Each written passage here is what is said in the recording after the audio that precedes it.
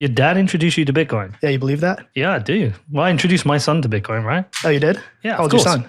He's 18. Okay, so I got a decade on him. Yeah. So it's kind of crazy. So is your dad an actual Bitcoiner? Yeah, my dad is more of a Bitcoiner than anyone in this room, and he doesn't have any left. That's not OPSEC. That's genuine truth, because although he was a CPU miner back in the day, life happens. I know life happens, right? So Well, why are we talking to you and not your dad? Why is he not here at this table? I'm not quite sure. I could call him. I think next New York trip. Was he here in New York? No, he's not. He's in North Carolina, but Next time, man, let's get dad in. he's from Queens, so he's from Queens and from Athens, right? He's just kind of crazy, a little back and forth there. Yeah. So I can tell from your accent, I can picture your dad in my mind. Yeah. I can picture him. I can totally picture. I'm probably going to be very cliched and think of all the old school New York films I've seen. Yeah. I can imagine his accent. Yeah. And he smoked Camels too. We have a Camel Jack in the corner over there. So he looked about as cool as you're imagining in your head. So how come you're a West Ham fan? Like, it doesn't make... Like, whenever somebody in the US supports a football team and is it Man U, Liverpool, Chelsea, Arsenal, Man City, I never understand it. Yeah. So I'm a contrarian through and through, right? So growing up, I was playing soccer all the time. And What? Soccer, football. Yeah. I was playing footy with my friends. The game you play where you kick the ball with your foot. Yeah, it's not hand egg. Exactly. Yeah. So I played football my whole life. I played in college even. So everyone I was playing with always was pulling for Manchester United, right? Sir Alex Ferguson, he's a guy. And so my dad was a Panathinaikos fan, so I pulled for them a little bit. And then I'd watch EPL all weekend. So who am I going to pull for? And then I watched Green Street Hooligans with my brothers. And You're a thug. yeah, I'm a thug. You're a fucking thug. It's deep within me, right? I have that in me. I'm pretty civilized, but I struggle with that film because his accent's so shit. his Cockney is terrible. It's so bad. And I'm not even Cockney, and I think it's terrible. I was like, surely you can find like a decent British accent who can do a Cockney accent. Yeah. But- He is British, right? And he's an actor. And his American accent is pretty great. So he's great in Sons of Anarchy. So Hold on. Is he? So I thought he was American till this very moment. His accent's so bad, I thought he was an American doing Cockney. I'm pretty sure he's English. Jesus. Yeah, he's British. Well, so he sounds like He's from Newcastle, though. Yeah, okay, fair enough. Tune. From the tune. Yeah. Good to see you, man. How are you? Hanging in there. Do you want to introduce yourself to the listeners in case they don't know who you are? I would venture to guess that they don't know who I am. Maybe. I'm one of those lowly plebs where, Well, Harry Selleck is a big fan of yours. yeah, I actually was listening to his show and I heard my name and I was washing dishes because I'm just a lowly pleb, right? And whoa, my name. He's a good dude. Harry's the best. Very smart too, very philosophical, kind of feels like he's floating off the seat when he speaks to you, a little philosopher. The thing about Harry is, me and Danny have both spotted this. You'll bring up a subject and when you go to discuss it, you attack it like, we all attack it like you would. Harry goes around the outside and comes back in with this whole new way of thinking about that subject that you haven't even thought about yourself. Yeah. And he's fucking smart. He's so logical, but that's his job, isn't it? Strategy. Yeah. And that's what he sums things up instantly, and I don't know how. Yeah, his brain is bigger and works faster. Yeah. He has a particularly large head, so he must have a massive. He does, because to fit that ginormous brain in. Yeah. I'm not quite sure if we're close enough friends for me to say that, but yeah. I can say that. I love that dude. Yeah. I love so you, do Harry. I. But I mean, I work at CoinDesk, so Okay. the shitcoin capital of the world.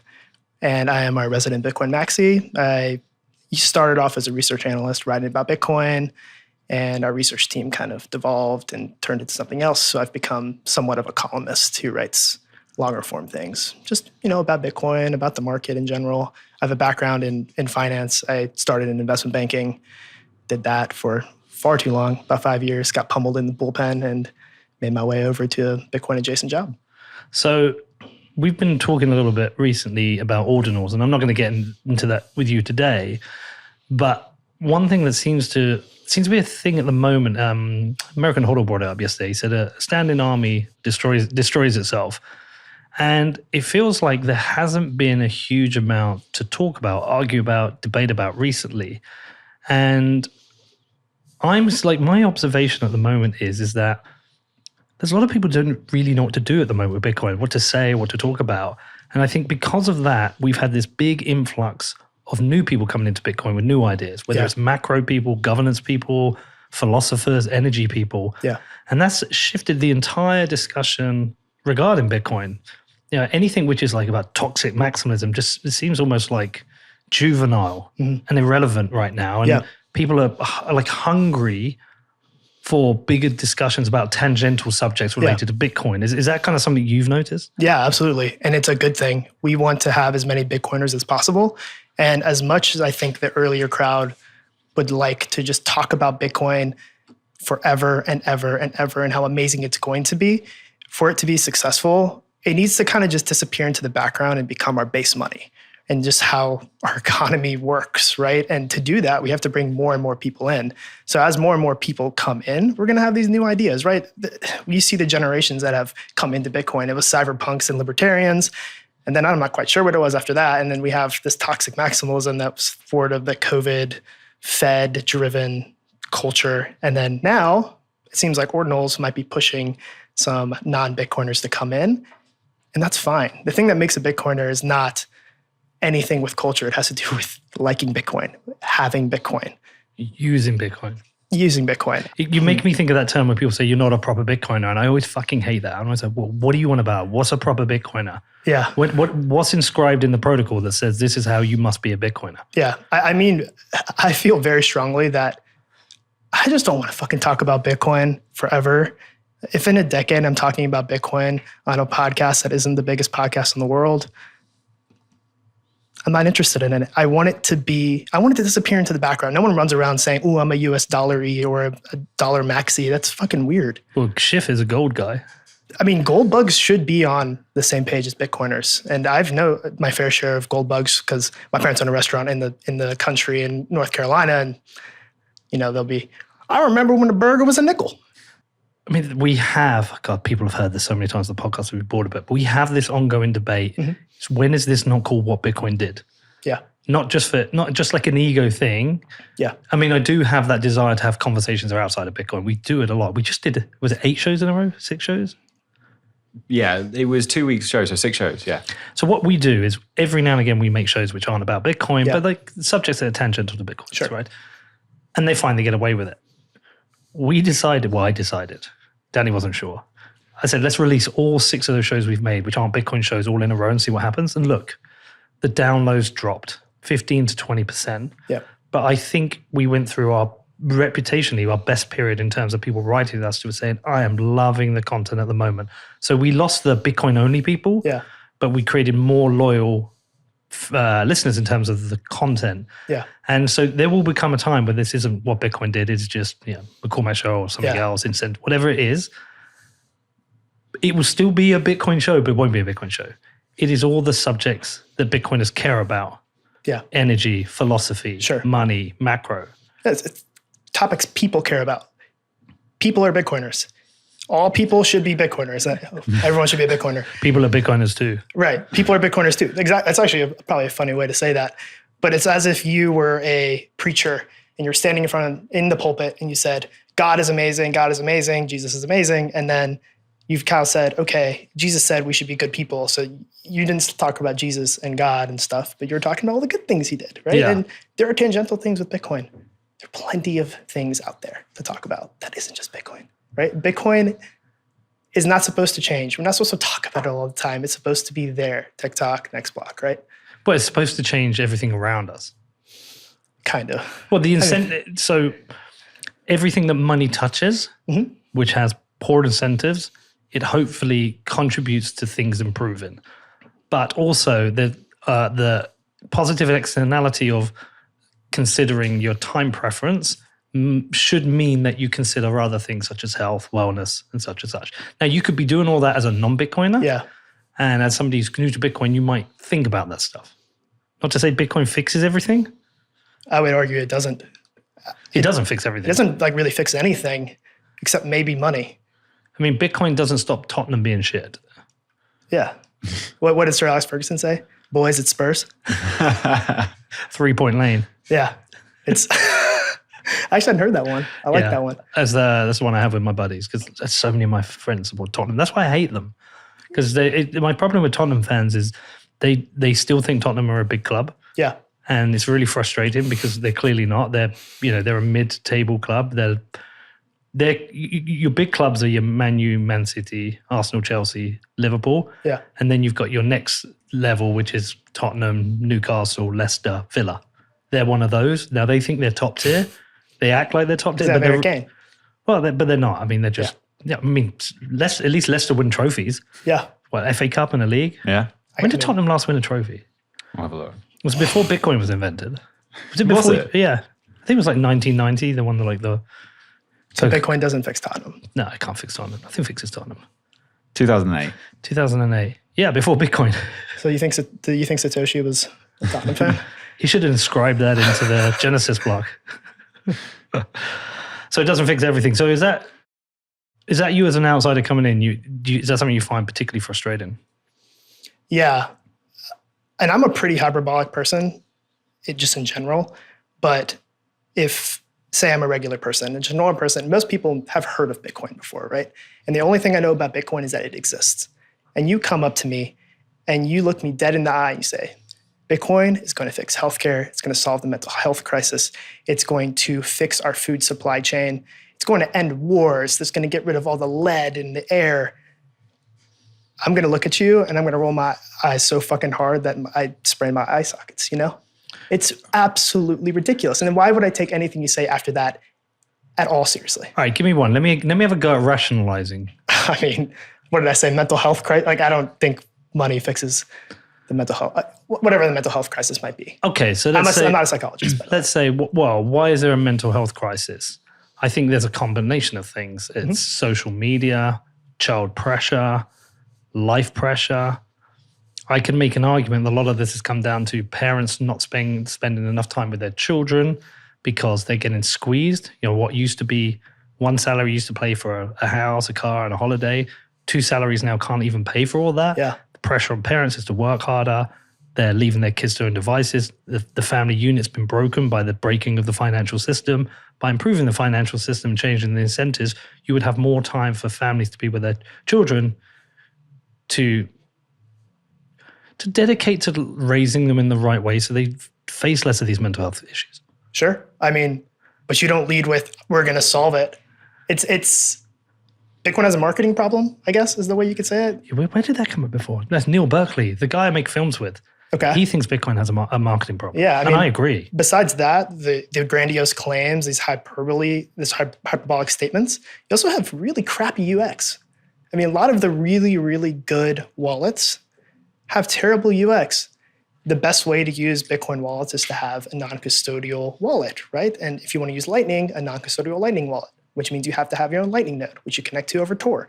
And maybe it's a little finicky.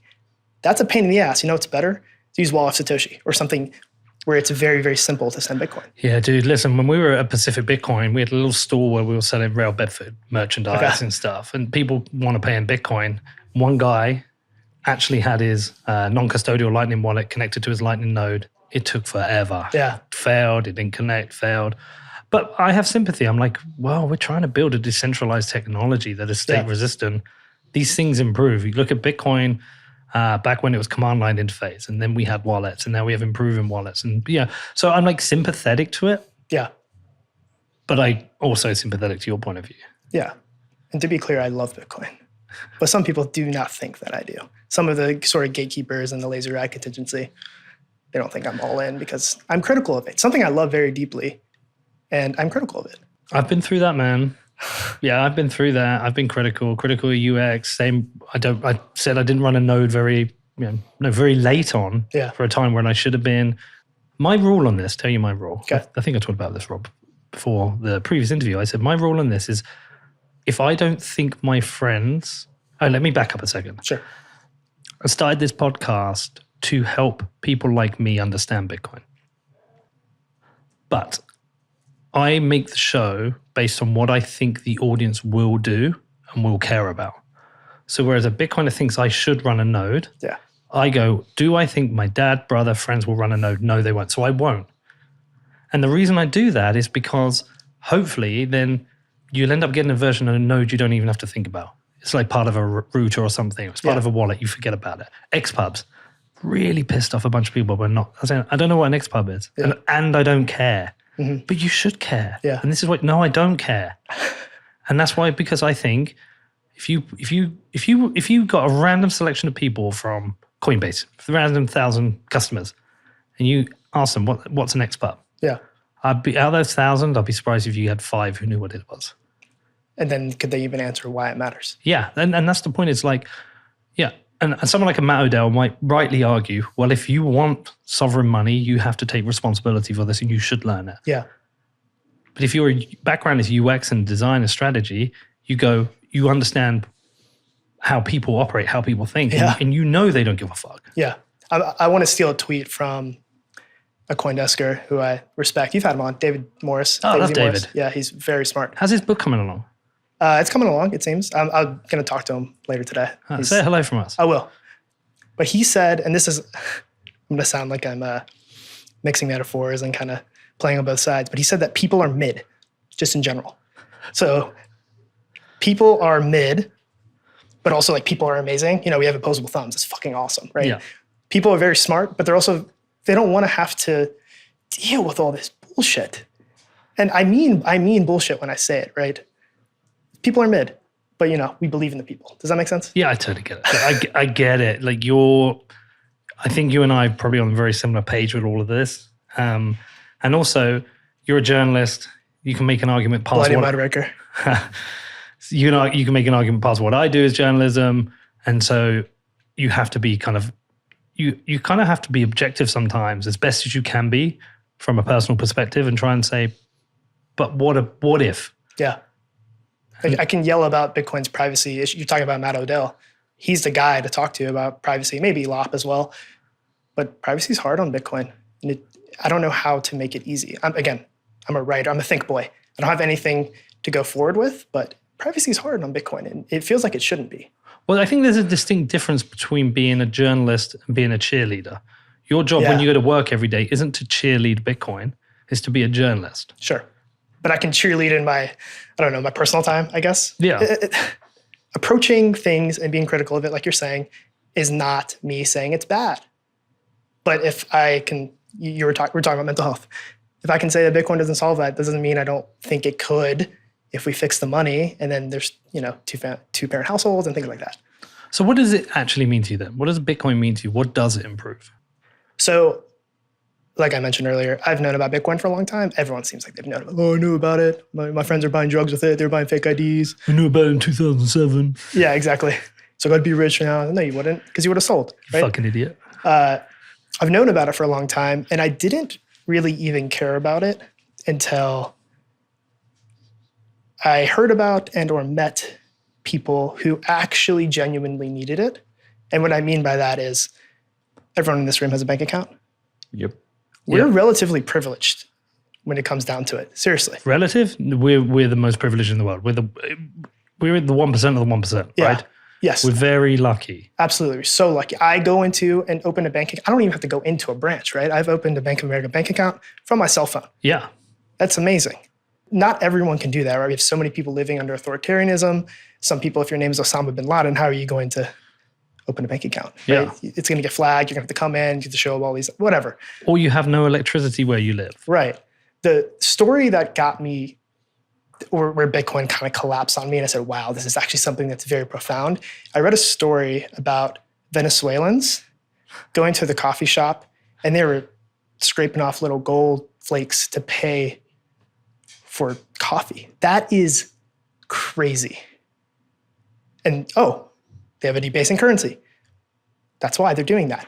What if we had something that was more infinitely divisible like Bitcoin? That's when it sort of collapsed in on me. And that's when, okay, those are the people that need Bitcoin. I don't need Bitcoin. And again, that makes me sound pompous. Like, I don't need Bitcoin. The poor people need Bitcoin, but they do. They need it more than I do. And I'll share another story. Can I throw some nuance in that? Sure. Because with American Hodl yesterday, as I mentioned, and I put a question to him about the different needs of people of the third world and Bitcoin. Yeah. I think it's less that these people need Bitcoin on an individual level. They need Bitcoin to work on the grand macro level. So what I mean by this is if you're in a third world country, somewhere where you're living on less than $3 a day, what do you need? You need a way of holding money and spending money, and ideally a currency that doesn't debase. But the problem we have is we have so much volatility. The debasement argument is it's dumb on a short-term window. Yes, eventually if it's the global currency, if Bitcoin is a global currency and has high liquidity, yes, it should be fairly stable. But while its price is not stable, it is useless to somebody living on $3 a day. It's a great payment mechanism. Yeah. Like, if you bought your Bitcoin in, I don't know, February of last year, halfway through the year, you could have lost half your value. It's not that I think they need it. I think they need it to work. And there's parts of it they need right now. There's the stuff that Jack Mallers is doing with Strike. Yeah. That's super useful. It's awesome. But I think they need it to work. Yeah. Do you understand the difference? I do. And I'm going to talk about Tether now, but I've heard stories from people I know, people going across borders in Russia during the sanctions, and they didn't only use Bitcoin to bring their money out of the country. They used Tether as well. And I know 8% inflation in the US dollar or whatever the actual number is terrible, but what was Zimbabwe back in 2008 had 65 million % inflation. That's 8% is pittance compared to that, right? You don't even need that. I mean, you can talk about Turkey at 56%. Yeah. You can talk about Lebanon's just devalued their currency by another 90%. Argentina. Yeah. I don't know how much money you got in the bank or your savings. Sure. If I was hit by 90% inflation, that would wipe out everything I've done for the last 5 years. Yeah, absolutely. Wiped out. Yeah. I mean, Bitcoin does I think you're actually making this argument that it does fight against currency debasement, because if everyone uses it, it's a way to opt out of their currency, right? Is that what you're trying to I'm saying if there was no speculation against Bitcoin. Yeah, no paper Bitcoin, right? Yeah, well, just no speculation, and we didn't have these bull and bear markets. Yeah. It would be a much more useful tool against inflation. Yeah. Yes, the unit, you cannot debase the unit. Sure. But you can one sat is one sat unless you put a clown picture on it or something. Yes, you can't debase the unit, but it is not a unit of account. So the speculation on it means it's too volatile for certain people as a currency. It's just way too risky. And I've had arguments on Twitter where people are like, I've defended stablecoins. I said, look, the reason I defended Tron and Ethereum is for one reason only. There are stablecoins issued on them that people find useful. And some of these people are like, no, they should be using Bitcoin. I'm like, you're fucking stupid. Yeah. Go to visit these countries. These people cannot afford a 50% haircut. Yeah. We can make this a nuanced show, but the nuance there is someone like my grandmother, who is an immigrant. She came to this country and she worked in a Lance factory, right? Making crackers, chips, and because that's the only thing she could do. She couldn't speak English. She can kind of do, she could say fork, table, chair, things in your kitchen.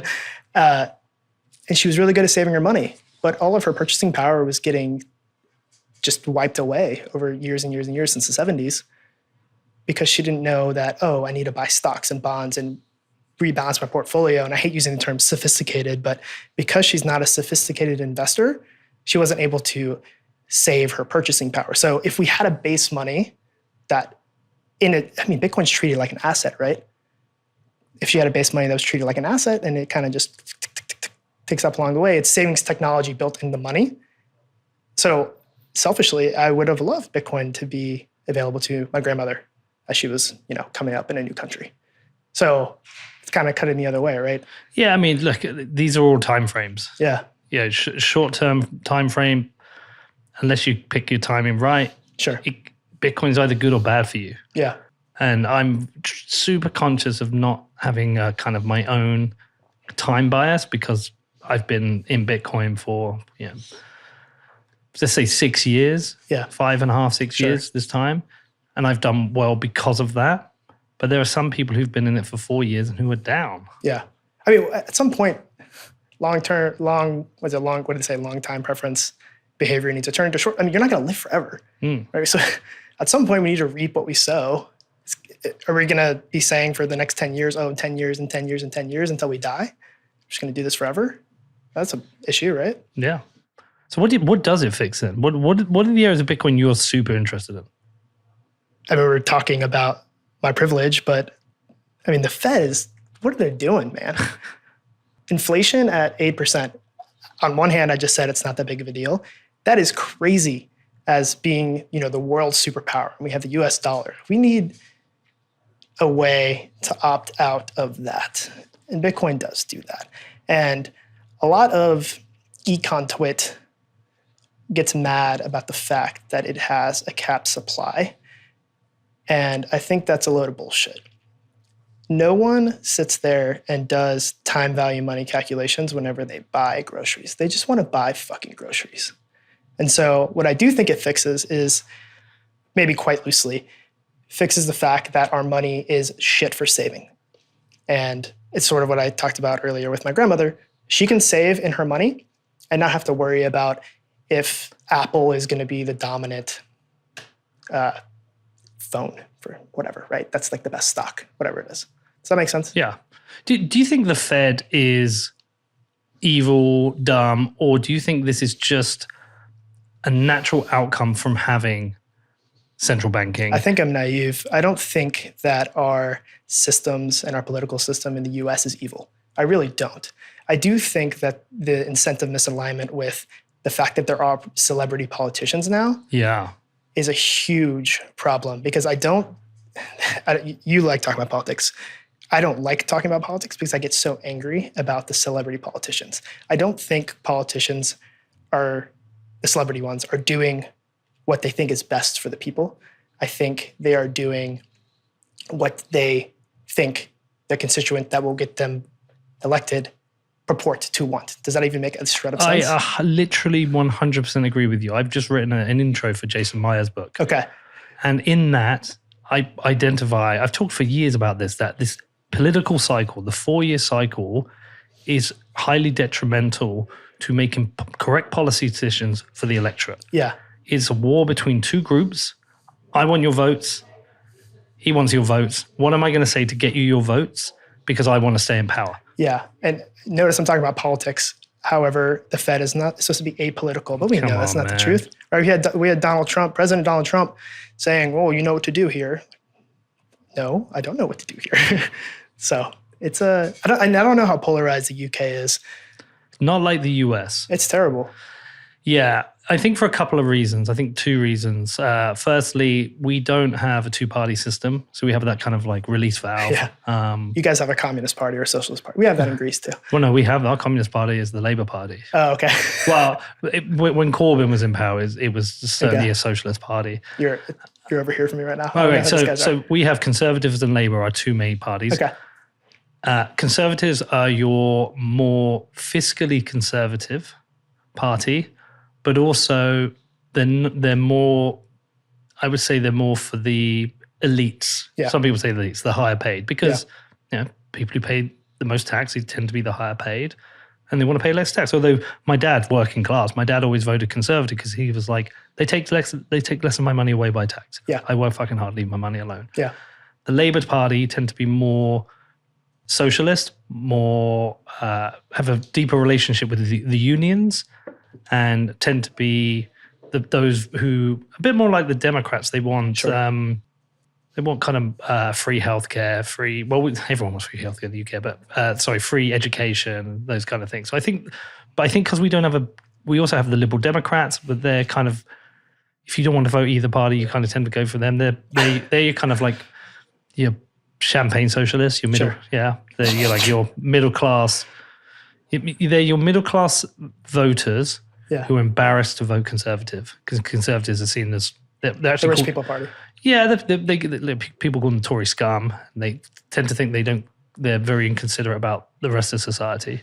People, they're mean too, aren't they? Yeah, they are.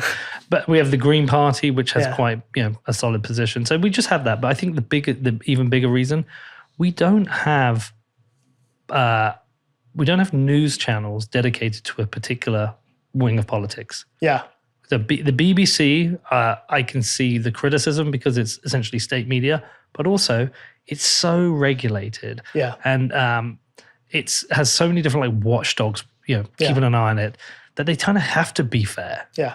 And then all the other channels, like we got GMB, what's GM News? GB News. GB News. Yeah. That's kind of trying to be like Fox News. It's an absolute shit show full of morons. And then we have, but Sky News tends to be pretty, would you say balanced as well? Yeah, a little bit. It's if you try to like draw it in a map, it'd probably be BBC would be like just left of centre, and Sky News probably just right of centre, I would guess. Yeah. But it's not like... But they're pretty close. Like BBC especially is pretty...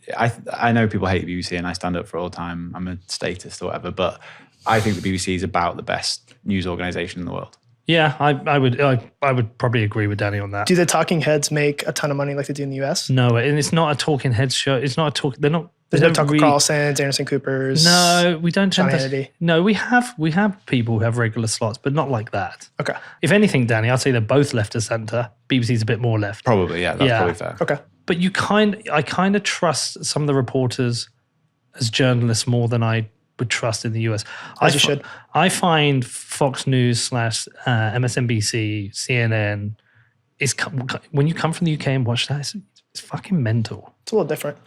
I mean, it's so obvious to me how much this is like leading to the fracturing of society here. Yeah. Like these people, the incentive structure is to make one group of people hate the other group of people. Yeah. There is a shred of hope, though. I mean, I still do think that most people aren't polarized because I have friends and family that sit on either side of the spectrum, and they're closer to the center than I think our media sort of shows. And so I think a lot of us are kind of looking at these crazy people who are on either side, like, what are y'all doing?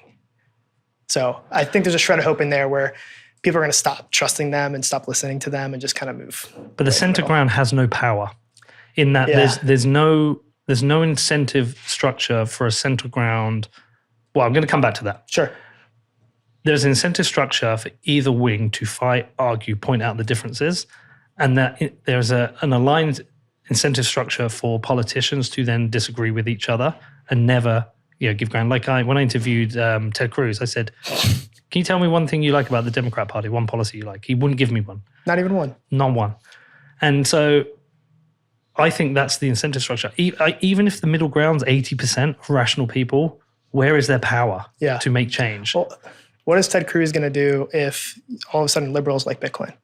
Is he going to not like Bitcoin anymore?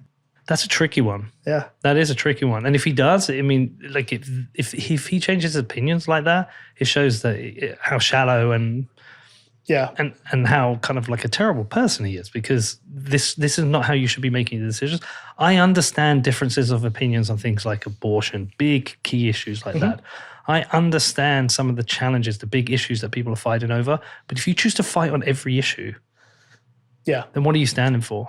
I think the problem as well is like at an individual level, people are very rational. And like you can have a one-on-one conversation in private with someone and most of the time you can find alignment. Yeah. But I think the problem comes in a lot of these news organizations especially is the like social pressure of aligning to certain topics. And I think I think while the BBC I think is a pretty good news organization, I think that's their massive problem. I think they have like an internal pressure to conform to certain views. I don't think it's like a top-down issue. I think it's a social issue amongst like peer groups rather than it being like these evil overlords that tell you what your story should be. I mean, there's a Bitcoin adjacent angle here. I think people really want to belong to a group. And I'm playing armchair psychologist right now, but everyone wants their tribe. Everyone wants to belong to something bigger than themselves.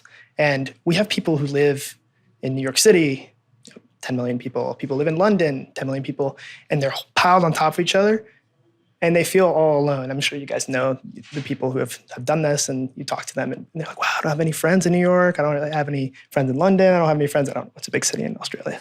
I'm sure your answer. Sydney. Like, right, it's things like that. So people are they just will latch onto anything that they can feel belonging to, and that might actually be why a lot of people are probably Bitcoiners, right? They don't have very many friends in wherever they live, and they find this like-minded or they think like-minded community with Bitcoin maximalists, and I'm a Bitcoiner now. It's my tribe.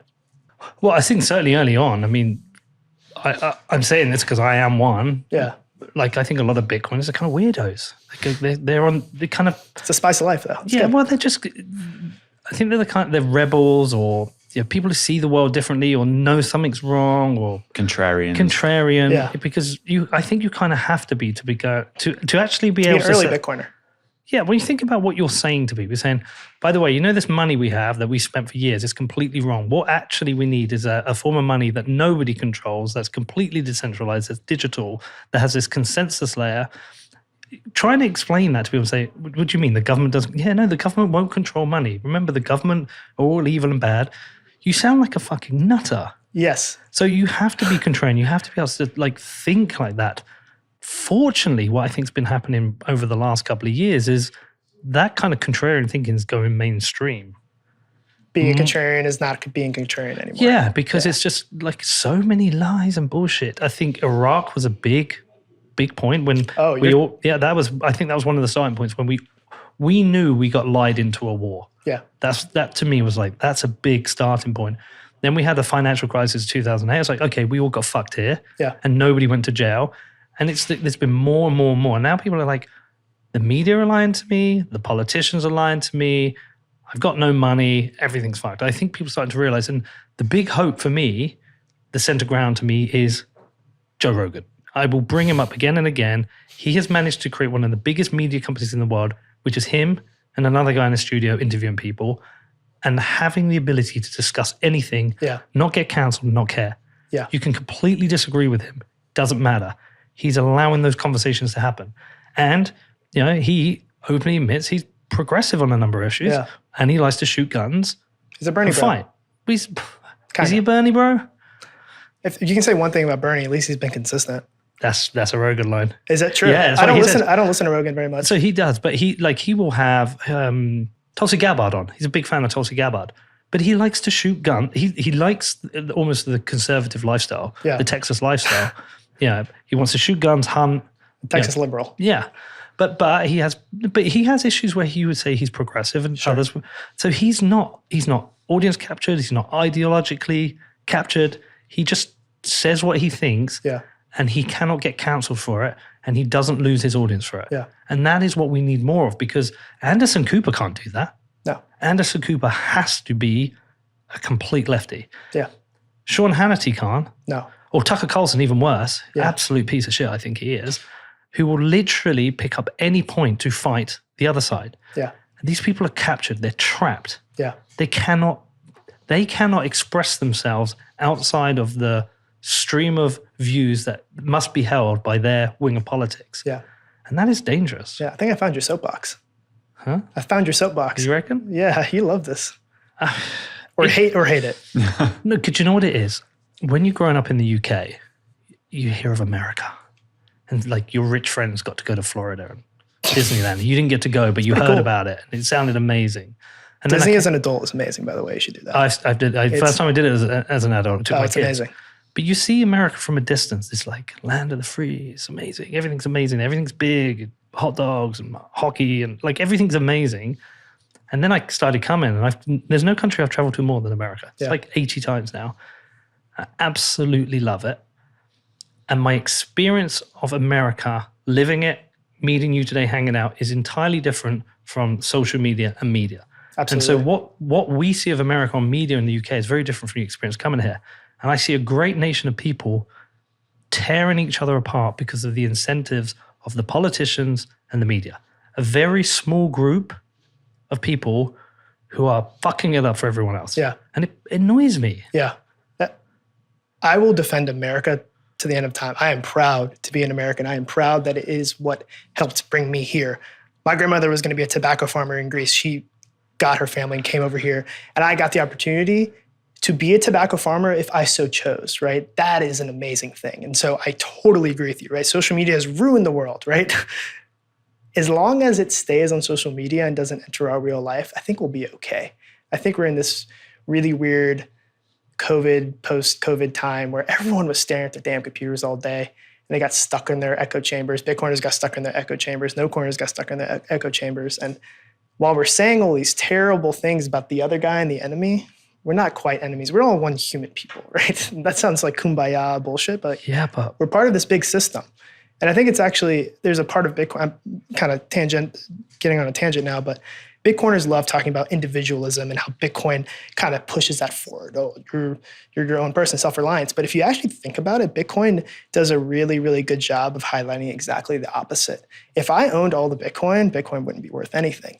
If you were mining all the Bitcoin, Bitcoin wouldn't be worth anything. If Danny was over here, being the only Lightning guy running a channel with himself, that wouldn't be anything valuable. If anything, it's highlighted how reliant we are on all of each other. I mean, for fuck's sake, I don't have to go down to the river every day and fish for my food and get some water and bring it back. It's an afterthought. We live on top of each other in New York City. There's, like I said, 8 million people here, or however many million people. We don't have to worry about surviving. So now we have to go find our other tribe and start yelling at each other on Twitter. Bitcoin has done the opposite, I think. People like talking about individualism, libertarianism, whatever the hell it is. But I think Bitcoin does the complete opposite. The Orange Party. The Orange Party. I actually love, you said the other day, was it you who said that? No, I don't think that was me. Who was it? Somebody said, like, I agree. I love the idea of the Orange Party. It's like we come together on the important issues rather than find, like, what unites us rather than what divides us. Yeah, it sounds like some hippie shit, though. Yeah, it does. I But love like, that. fuck it. It's like even, like, I'm not a fan of Lex Friedman. I listen to The Odd Show, but he gets criticized. You have time for that? I don't have time for much. He gets criticized for, like, he comes with love and everything. But like, when you think about it, you're criticizing for a person coming out and saying, I want unity, I want love, I want people.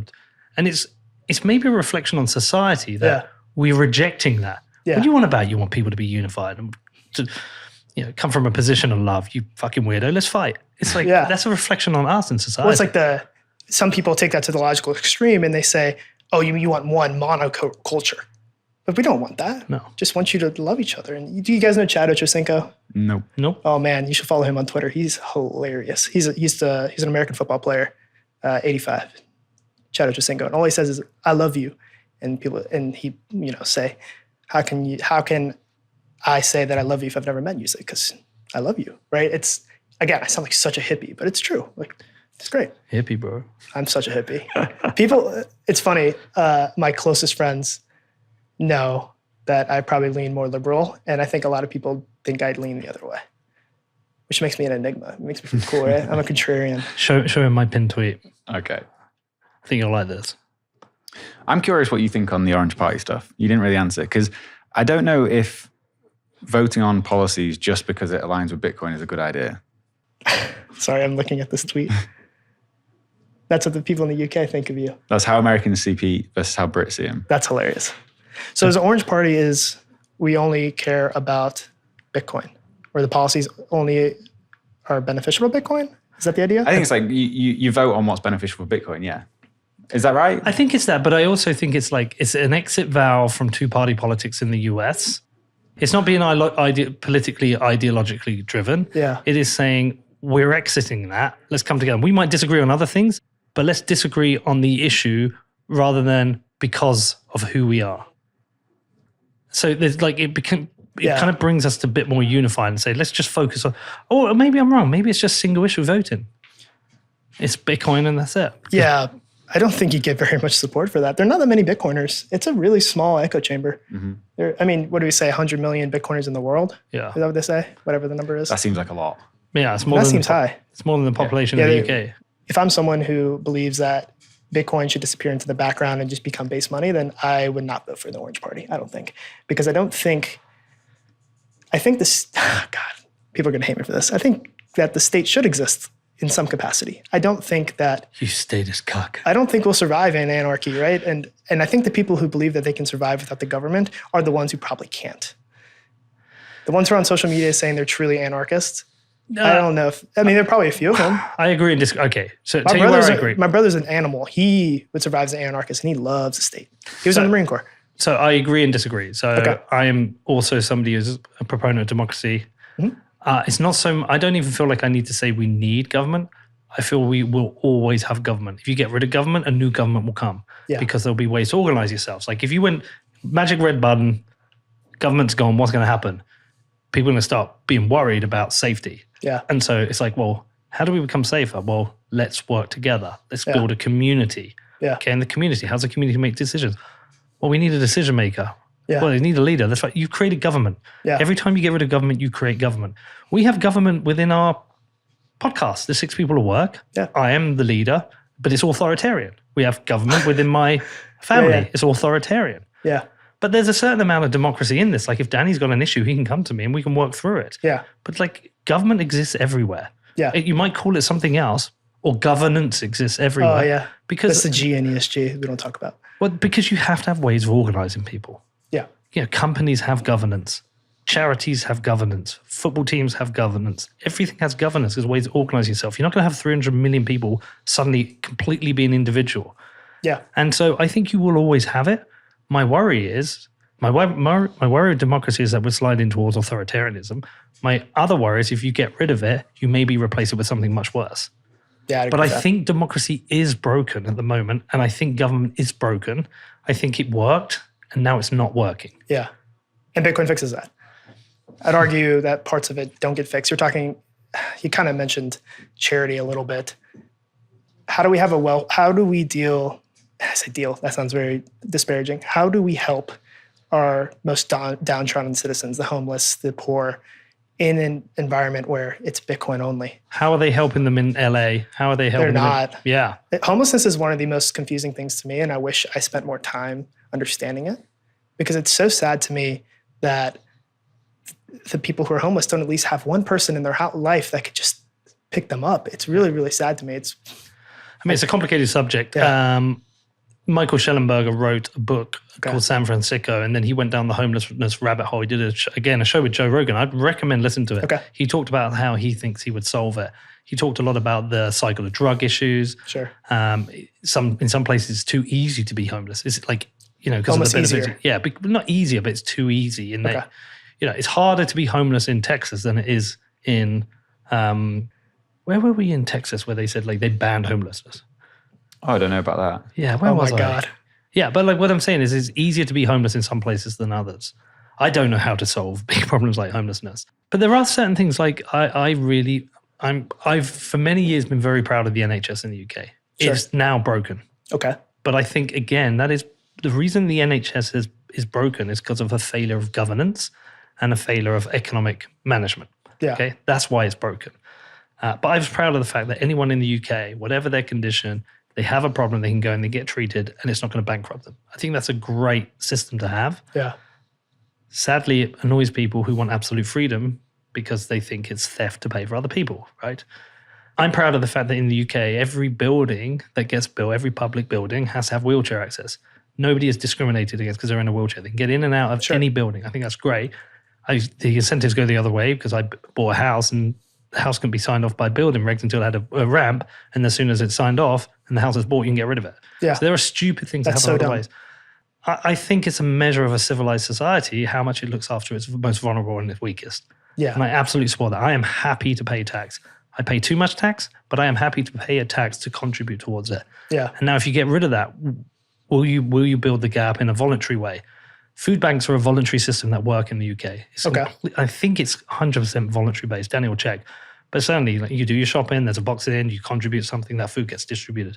I think that's great. Yeah. But But I think we need food banks because of the broken economic system. do you think that if we moved away from, the government giving that away, could we actually, I'm asking you questions now, could we genuinely have a society where the rich people give all their money and take care of the downtrodden? Because I actually have a pretty strong opinion on this, and I don't think rich people will take care of everyone because of the things that they donate their money to sometimes. So I can only give you answers based on anecdotes and things I've seen. So when I've traveled to what you would say poorer countries, I think the wealth gap is more obvious.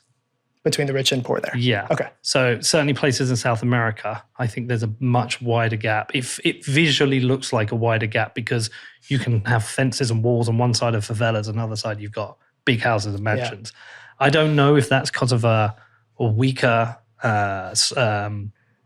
a welfare system that doesn't support people. I don't know if that. I can't give you the basis for that. I can just anecdotally say the most developed first world nations, which have the most developed welfare systems, seem to have a smaller gap between the rich and the poor, and the poorest seem to at least have something to grab a hold of, some way of being able to feed themselves, maybe home themselves. Yeah. So, but it's purely anecdotal. Yeah. If we went to, I tend to agree with you on that. I think if we went to a society or a country, just take the US, where it was just the rich people giving away money to the poor people to take care of them, I don't think that would work. If you think about it, people seem afraid to give money anonymously. And so I was at the Air and Space Museum in DC. Jeff Bezos is given just a monstrous amount of money to it, right? And I'm not even thinking about him and how his name is at the top. Like, I am Jeff Bezos. I have made this amazing, it's an amazing museum. It's awesome. But if you go around the corner, there is a section that's about the planets and come explore the planets. And it's not called Explore the Planetary System. It's Kenneth C. Griffin's, possessive, Explore the Planets. Who the fuck do you think you are, Ken Griffin, that you are even important in this situation where you're going to give money for this awesome exhibit about the planets and you think that your little microscopic ass matters? That is ridiculous. It's such an ego play. So they're just going to do whatever is most splashy. And that's anecdotal. I don't know how people are going to act. I know there are rich people who give their money away anonymously, but I don't think most rich do it because they care. I think they do it because they give a shit about themselves. And that's so cynical. I'm the most cynical person with that. Well, my brother said to me once, like, charity is the ultimate form of, did he say? Self-flattery. Yeah, self-flattery. Okay, something masturbation, along those lines. probably. Yeah. There's a math equation in there that needs to be figured out, which is in terms of if people had there was zero rate of tax and they managed to maintain their wealth, how much would they give away and how much more productive would that giveaway be compared to taxation by government and government's poor redistribution? Yeah. I mean, the government does do a poor job of redistributing. I think that's absolutely terrible job. Yeah. But it does a job of redistribution that might not exist without it. Yeah. And then you go down the ethical lines and say, well, so be it. Like, that's life. Why should I have my property rights violated?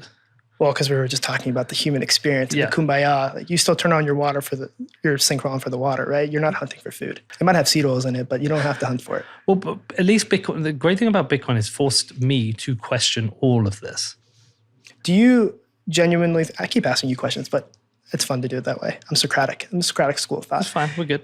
Do you think that's a Bitcoin thing or do you think that's a you thing? Because I have a ravenous appetite for curiosity. I love learning about ant colonies. I don't know. That's like the most recent thing I was reading about on Wikipedia. Is that just a you thing? It's a good question. Is that a Bitcoin thing? I think it's a me thing, and Bitcoin has directed the me thing at certain topics. Sure. Yeah. Like money. Philosophy. A little Energy? bit. Money, energy. I think fairness. Sure. Ultimately, all of it comes down to fairness. Like, what is That's fair? philosophical, I'd say. Yeah. And I've therefore wrestled. Yeah, I was a raging liberal growing up. Yeah. And I've definitely gone more to the center and then certain topics more to the conservative side. But I've wrestled with, I've had to wrestle with climate change. Yeah. You know, what is real, what isn't real, what isn't real. I've had to wrestle with money. I've had to wrestle with the role of the state. Should it exist? Will it always exist? I've had to wrestle with a lot of subjects. Yeah. And I still don't know the answer on a number of things. Yeah. I'm still trying to figure it out. It's complicated. Yeah. It's a very complicated world. Yeah. I think Bitcoin did help push me towards thinking about money. Yeah. So I think that's fair. I mean, but you've seen the TikToks or the videos of young kids being, hold on a second, this is a paper thing. Why does this have value, right? And they get flamed by all the comments, but it's a fair question. So I think people do have that question growing up and they just don't have an avenue. So Bitcoin does help with that. Oh, this is a different kind of money, completely different than anything I've seen before. And what I mean by completely different is not that different from gold, but a lot of these kids growing up now have never really dealt in cash. So when they see their bank accounts and see numbers on the screen and it's, oh, actually, that's not my numbers on the screen. That's the bank's numbers on the screen. And Bitcoin is my numbers on the screen. So it's cool that way. Bitcoin does help people think about money. Well, that's what, I mean, this is one of my favorite things about Bitcoin is it forces you to rethink these things. Yeah. But I said people are mid earlier. People are also very, very smart. I mean, I believe in the human spirit, and I don't necessarily think that absent Bitcoin, we wouldn't be trying to do something else and thinking about other things and making things bigger and better. I think you'd really enjoy sitting down with Andrew Bailey. Really? Yeah. Did you listen to my show with him? I think so. Yeah. He's a fascinating guy. Yeah, that's a compliment. I appreciate that. He, well, I think you're wrestling with things I've wrestled with. This is why this has been less of an interview, more of a conversation. And Andrew Bailey, he kind of played a trick on me. I'm not sure if it was on purpose, but he kind of turned the interview on me and made I've me asked you really a bunch of questions. Yeah, but made me question things, the things I'm wrestling with, because it goes back to this point is that there's loads of Bitcoin podcasts out there. I think a lot of them are cheerleading shows. Yeah. And this isn't a cheerleading show. This is a podcast about Bitcoin that accepts it might fail. We haven't talked much about it, honestly. Yeah, fair. But it accepts it might fail. It also questions whether Bitcoin is good for the world. Like, I've questioned that. Yeah. I think it is, but I don't know with certainty. Yeah. I don't know if we went through hyper-Bitcoinization, what the negative consequences of that are.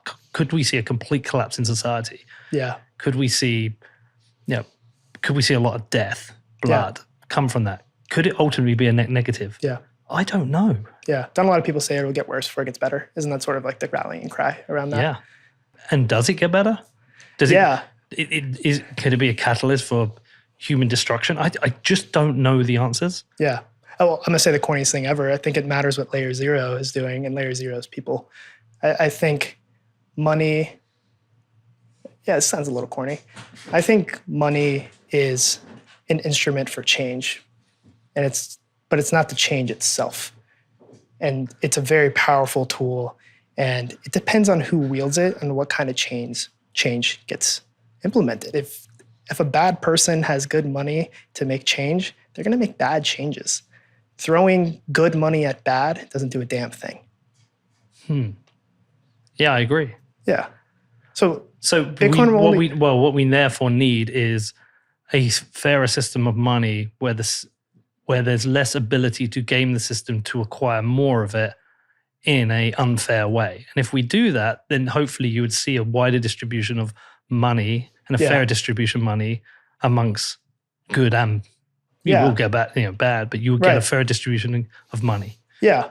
But if the social structures are still in place that discriminate against the currently discriminated, it doesn't matter how good the money is. It doesn't matter if you have access to banks or whatever institution you didn't have access to before. If society hates you, society hates you. If Bitcoin leads to a fairer distribution of money, does it lead to a better distribution of power?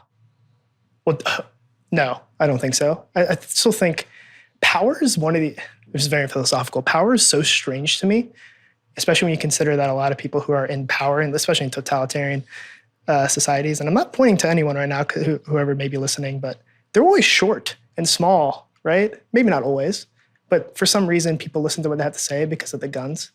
I don't know. I don't know if I answered your question. No, no, you didn't. You just picked on small people. I'm below 6 feet tall, so that makes me short. 5'11"? 5'11". Damn it, you were just short. Yeah, that's fine. I'm 5'9.5". You're not short. I'm average. You're average height. I'm literally average. Yeah. I'm above average weight. In the wrong way.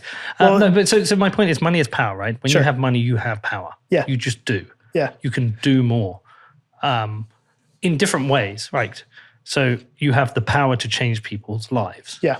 As I have accumulated Bitcoin and Bitcoin has led to more wealth, I've been able to give some of that to people to change their lives. So that is a powerful act you have. Sure. But also money gives you power and influence on a social and political level. Yeah. We know that especially in the US with lobbying and backdoor deals.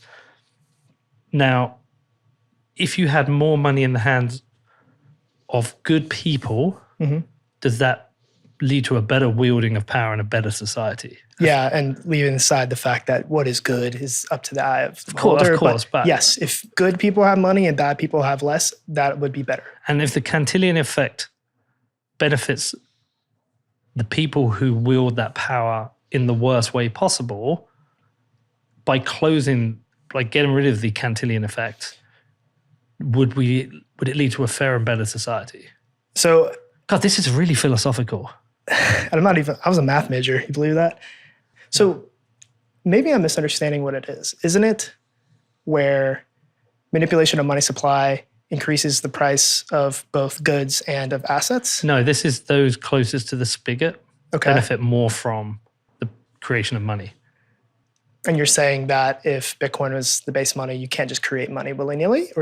So you lose that effect. And if you but then I'm going to flip it the other way. Sure. Power corrupts, absolute power corrupts absolutely. Sure. So was it the money that made these people bad, or did they arrive bad and get the money? What came first, the money or the bad? The money. I think people are good. Yeah, I think I agree. So like if you get rid of that, if you have a fairer distribution of money, not in a communist way, just in a natural order of effects by having fair money, do we have less negative power? Yes, but I would really question if Bitcoin has a fair distribution. Just think about the wealth that the earlier people have. But we're still very early. Over time, does that distribution improve? I don't know. If I'm to guess, I don't think so. I think HODL culture is so cemented in early Bitcoiners, right? Been a ton of money. And then all of us are in Bitcoin because we think it's better money. We think it's borderless. It's great central position. That's great. We also want to make money. We're not doing this for free. Like if I wanted to work for free, I work on open source software. I work at CoinDesk. I make money there because I am a person who wants to make money because that's how our civilization works. I think something that we have a blind spot to is early Bitcoiners. And I mean early, right? I think Bitcoin's going to be around forever or for a very long time. We're early Bitcoiners. I think a blind spot is the fact that there is still this distribution problem because people who were early, not all of them were smart. Some of them just got plain old lucky. And someone like my dad, who we've talked about earlier, who was earlier than them even and has no Bitcoin, well, shouldn't he be compensated for the fact that he was early? But because he took, custody into his own hands and he kind of fucked it up or whatever, or, his family needed him to pay for things because it was a financial crisis. Is that fair? Is that a fair distribution? My dad was CPU mining. I think Bitcoin has the fairest distribution model possible. Yeah. But if you apply a moral layer to that, you can consider that maybe it is unfair. Yeah. Like, I think the earlier you are, the fairer you think it is. Yeah, I think that's completely true. Yeah. I would have this is the fairest thing in the world if I was CPU mining back in 2009, right? Or 2010, whatever it was. Yeah, I wish I was. I think more philosophical stuff here. I think we're great what we're doing now. This is great. Yeah, I agree. Look, I'm in a really good place with all of this. Yeah. Trying to avoid the doom mongers or being a doomer myself and be more pro. I'm very interested in ideas that people have that bring people together constructively rather than pulling people apart. Again, why we considered with this show, I think we now have a bigger job to do. Yeah. Which is not preach about Bitcoin to Bitcoiners, which is preach about money and economics to everybody, which means we might have to not be what Bitcoin did anymore and be a generic show that can bring enough people in there to educate them about money, economy, and important subjects. That feels like more of a mission now than talking about 21 million UTXOs. Yeah, I get bent out of shape with some of those maximalist slogans. Who cares if it's 21 million? It actually does not matter that it's 21 or 22. It was not preordained by some god. Bitcoin was invented. I don't care what anyone says. It just matters. It was discovered. No, fuck that. That's ridiculous. I know. That's so ridiculous. If it was 40 million at the beginning, so be it. The fact that it's unchanging is the good part. And I'm getting really tired of, it's what is it, infinity over 21? Who gives a shit? It doesn't matter. Also, you can't live on the blockchain, right? We've kind of touched on energy a little bit. Bitcoin in and of itself need not fix our energy systems and or reverse the effects of climate change or whatever the correct term to use for, I think climate change, right? It's not global warming anymore. Bitcoin in and of itself isn't going to do shit for that. Bitcoin doesn't have a moral compass. And thank God it doesn't, because there are some people I might discriminate against. Short people. Short people. Anyone under 5'11". The Cypriots. Nah, man, those are my people. Sorry, it's the Turkish, isn't it? Yeah, well, the Cypriots, I guess the Turks listening might be like, well, Cypriots are Turks, but they're Greek. Their island's cut in half, quite literally, between Turkey. I've been. Is it awesome? Well, I was nearly born in Cyprus. So my dad... So you're almost there. I was almost there. And so my dad went out. So I'm an accident. I'm a product of my dad getting a job in Cyprus and getting drunk one night and eyeing up my mum and getting her pregnant. Absolutely. He admitted it this year. I've always suspected, listen, what you don't do, you don't have a boy and a girl a year apart. You don't get the set and then 4 years later go, let's have another baby, right? Sure. My dad got offered a job in Cyprus. He's an aircraft engineer, said, do you want to go out to Cyprus, turn the planes around? So planes come in, check them, send them back out. He's like, yeah, that's great. So him, my mum, my brother and sister moved to Cyprus, right? Mum gets pregnant while they're there, okay? Now, I'm definitely an accident. Mm-hmm. But I was going to be born there and just the hospitals weren't good enough. So my dad said, you know what, Maureen, she sent me back. Sent my mum back. So I was born in Reading near my granddad's. Nice. But we went back and visited, and I've been up to that no man's. It's so weird. There's a no man's. So I don't know if you know, but Turkey invaded Cyprus and basically. What do you still? No, Greece, like the Ottomans. That's completely different. Yeah, but like they invaded Cyprus and they basically annexed part of the land, and they've created this no man's land between the Cypriot side and the Turkish side. And I want to guess. You might be able to find it. Search for Cyprus no man's land. I want to say it's like 100, 200 feet. And it's the land, it's the land where time stood still because nobody goes in there. So all the shops that are there look like they did whenever the war was. That's crazy. You found it? Yeah. The buffer zone, is that what they're calling it? It's a really strange place to go. Yeah. But I mean, they just stole the land off the Cypriots. Yeah, what was I saying? I don't discriminate. I could discriminate, I said. And I said, well, maybe the Cypriots, but I actually meant the Turks. All right, well, listen, look, where do we go with this? With Bitcoin or with society? Everything we've spoken about. Do you feel a duty yourself? Yeah, and it's like the most ridiculous thing for me to say that I feel like I have an impact on Bitcoin in the world because I'm sitting in my little corner and trying to write about it in a way that presents it in a fair light and also gets people excited about it for the right reasons. We shouldn't get people excited about it because it might make them rich. Agreed. But it is a really good motivator to get people excited about it, right? Like, oh, it's going to go to $600,000. That's 10x my money, or actually 30x my money, whatever. That sounds great. If I'm going to pretend that I have a small impact on Bitcoin, being a think boy, writing all my pieces, I just want to sit in the corner and try to help push the culture, and I hate the term culture around Bitcoin, but the culture around Bitcoin so that it's less about Bitcoin itself solving everything and how we can use Bitcoin as a tool to solve everything. I think that's happening anyway. Yeah. I think the culture's evolving. Yeah, to be clear, I'm not saying that I'm the culture champion. No one knows who the fuck I am, so. But I think the culture is changing itself. I just, like I say, I think there's only so long you can just be like an angry Bitcoiner. Like when Bitcoin is, your ideas shouldn't be your identity. Totally. I mean, being a Bitcoin maximalist should not be an identity. Yeah, it shouldn't be. Your ideas should not be your identity because you need to be flexible around your ideas. I might have stolen that of Rogan. But, nice. Was it Tim Ferriss? I just definitely heard it before. This isn't an original Pete McCormack thought. And because you need to be able to be flexible to say if your ideas are wrong. Yeah. And being an angry Bitcoiner should not be an identity. And it is for some people. Yeah. But I don't think it's doomed to fail. Yeah. Because in the end, it just gets boring. Yeah. But I do think at the same time, we need this almost like army of considerate Bitcoiners who really understand the mission and the goals and make sure that the system or the protocol doesn't get co-opted for bad reasons. Yeah. So we still need to maintain that. I agree. But like we're at a time of peace, relative peace, maybe a small little civil war over these ordinals, but we're at a time of relative peace. Like how do we make progress now? Where can we put our time? What is a useful way to expend our time to spread education, knowledge about this and any other subject that is tangential to Bitcoin? That's where my head's at. Yeah, and I think you're doing a great job with the podcast. You should continue to do that. Okay, I will. I should continue to write what I'm writing. You should do. Yeah, I hope it was valuable for people to listen to me talk. These are by the way, these kind of conversations, some people love and some people hate. Okay. Some people are going to be on YouTube and they go like, fuck you didn't talk about anything interesting. You stayed as cucks. Other people are going to be like, I loved this. It's like, these are my favorite types. I like the philosophical chats. I like wrestling with something live.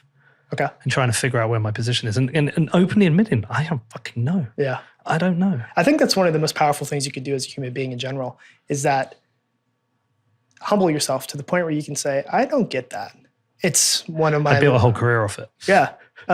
You're quite good at it. I think it's one of my superpowers where someone tells me something and you've been in that situation where they tell you something you don't quite know and you just nod your head. Yeah, don't do that. I'm a lucky man that I'm okay saying, wait, what are you talking about? Yeah. Right. What's a cancel-on effect?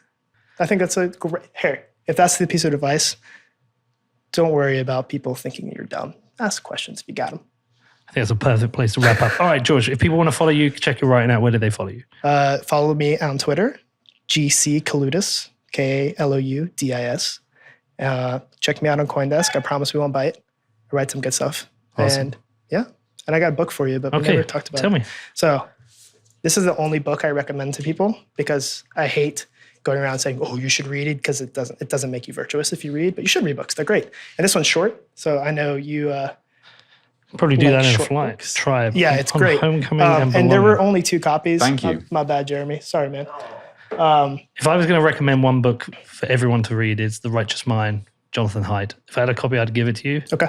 If you go and buy a copy, I will send you the sats. Yeah. Okay. Well, this one is called Tribe, and we talked a little bit about Tribe and Belonging. It's by Sebastian Unger, I think that's how you pronounce it. That's the problem with reading a lot. Younger, I reckon. Younger, yeah, probably.